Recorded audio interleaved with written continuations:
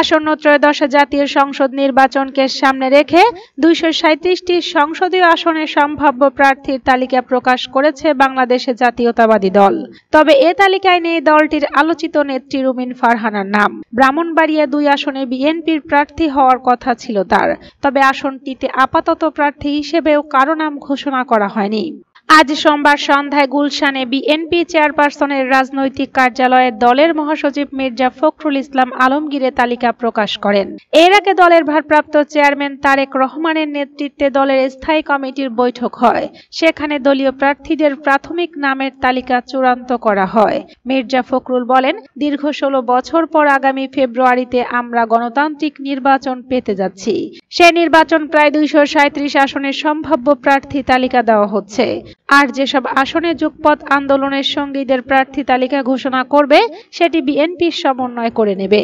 BNP মহাসচিব বলেন, দিনাজপুর 3, বগুড়া 7 ও ফেনী 1 থেকে আগামী নির্বাচনে অংশ নেবেন দলের চেয়ারপারসন বেগম খালেদা জিয়া। আর দলটির ভারপ্রাপ্ত চেয়ারম্যান তারেক রহমান লড়বেন বগুড়া 6 আসন থেকে।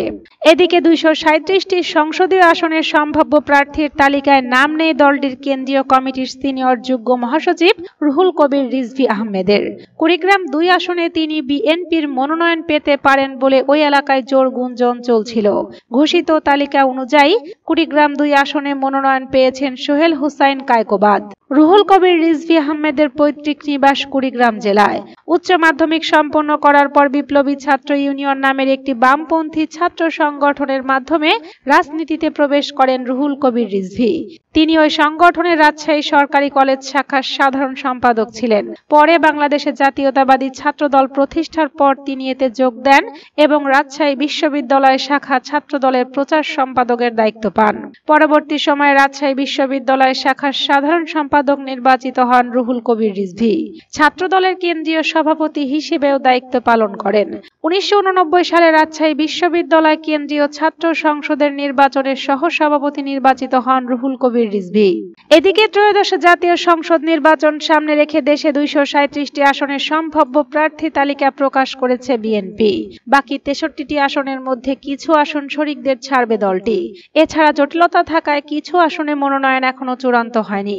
সোমবার সন্ধ্যায় গুলশানে দলের চেয়ারপারসনের কার্যালয়ে এক সংবাদ সম্মেলনে মহাসচিব মির্জা ফখরুল ইসলাম আলমগীর প্রার্থীদের নাম ঘোষণা করেন। এ সময় স্থায়ী কমিটির সদস্যরা উপস্থিত ছিলেন। এদিকে বিএনপির প্রার্থীদের অভিনন্দন জানিয়েছেন সুপ্রিম কোর্টের আইনজীবী ও জামায়াতের এমপি প্রার্থী অ্যাডভোকেট শিশির মনির। সোমবার রাতে নিজের ভেরিফাইড ফেসবুক আইডিতে দেওয়া এক পোস্টে তিনি বলেন, চূড়ান্ত নমিনেশন প্রাপ্তদের অভিনন্দন। আশা করি রাজনীতিতে সৃষ্টিশীলতার নজির দেখাবেন, নতুনত্বকে আলিঙ্গন করবেন।